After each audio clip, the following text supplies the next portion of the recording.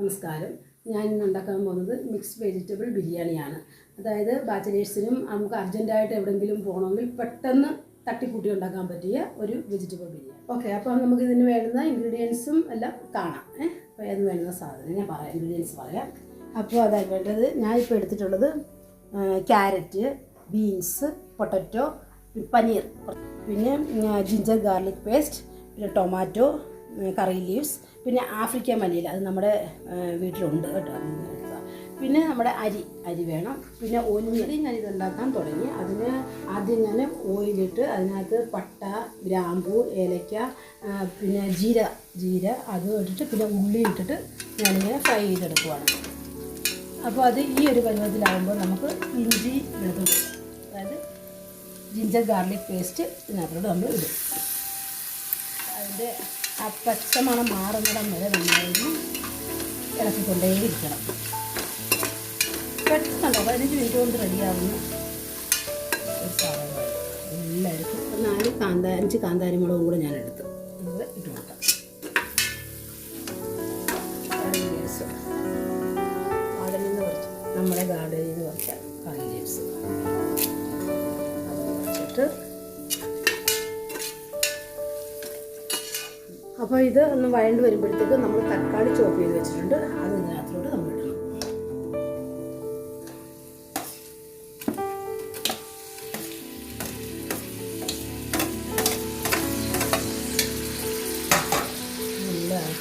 അപ്പോൾ ഈ മസാലാസ് എല്ലാം ഇടുന്നതിന് മുമ്പായിട്ട് നമുക്ക് ഈ തക്കാളി ഉള്ളിനൊക്കെ വഴണ്ടത് ഒരു സൈഡിലോട്ട് മാറ്റി വെക്കും.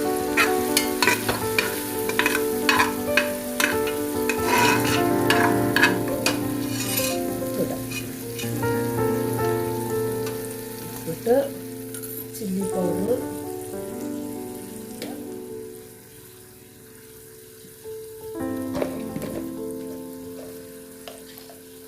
Turmeric powder, pepper powder, garam masala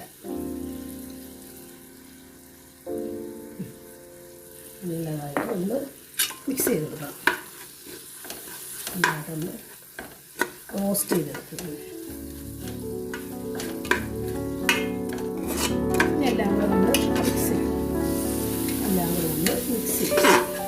mix ചെയ്തതെല്ലാം തക്കാളിയൊക്കെ നല്ലതായിട്ട് മിക്സ് ആവണം. തക്കാളിയെല്ലാം പച്ചമണമെല്ലാം മാറി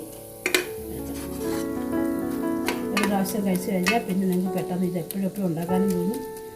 എല്ലാം നല്ലതായിട്ട് മിക്സ് ആയതിനു ശേഷം ഈ വെജിറ്റബിൾസ് എല്ലാം നമ്മൾ വെജിറ്റബിൾസ് എല്ലാം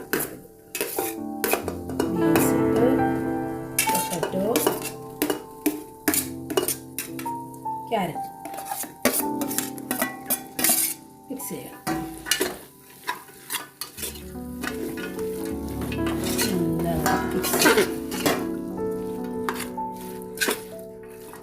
പനീറാണ്, അത് ഞാൻ വെള്ളം ബോയിലാക്കിയിട്ട് അതിനകത്തിൽ അത് ഊറ്റിക്കളഞ്ഞേച്ച് പിന്നെ ഞാനത് എണ്ണയ്ക്കകത്ത് ഫ്രൈ ചെയ്തെടുത്തതാണ്.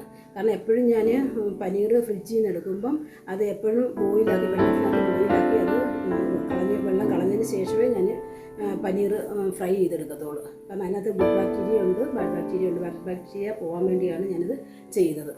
അപ്പോൾ നമുക്ക് അതും കൂടെ അതിനകത്തിടാം. ഓയിൽ നിങ്ങൾക്ക് ഇഷ്ടമുള്ളത് യൂസ് ചെയ്യാൻ മതി, ഇഷ്ടമുള്ളത് യൂസ് ചെയ്താൽ മതി. അപ്പോൾ ഇത് നല്ലതായിട്ട് റോസ്റ്റ് ആയതിനു ശേഷം നമ്മൾ അരി ഇതിനകത്തോട്ട് ഇടും. ഞാനിപ്പോൾ അരി 2 ഗ്ലാസ് അരിയാണ് എടുത്തിട്ടുള്ളത്. 2 ഗ്ലാസ് അരിക്ക് 4 ഗ്ലാസ് വെജിറ്റബിൾസുമായിട്ടൊന്ന് മിക്സ് ചെയ്ത് കൊടുക്കും. നല്ലതായിട്ട് മിക്സ് ചെയ്ത് കൊടുക്കും. അപ്പോൾ അരി നല്ലതായിട്ട് റോസ്റ്റ് ആയതിനു ശേഷം നമ്മൾ വെള്ളം ഒഴിക്കുക. അതായത് 2 ഗ്ലാസ് അരിക്ക് 4 ഗ്ലാസ് വെള്ളം ഒഴിക്കുക.